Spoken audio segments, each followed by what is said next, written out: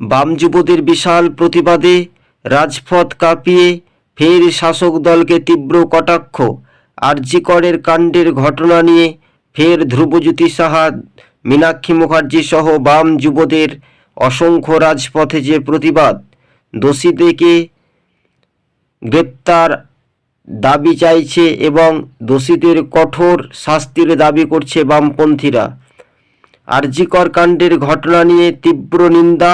তবে সিবিআইয়ের গাফলতি, দিদি মোদির সেটিং আছে নিশ্চিন্তে, এটাই সারা দেশের জনগণ, বাংলার জনগণকে আমরা বোঝাতে চাইছি এবং সেটাই পরিণত হয়েছিল। এটাই বামপন্থীদের একটা বিক্ষোভ সমাবেশ রাজপথে দাঁড়িয়ে।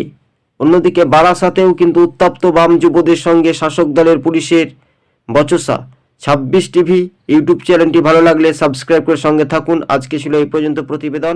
দর্শক বন্ধুগণ, সকলে ভালো থাকবেন।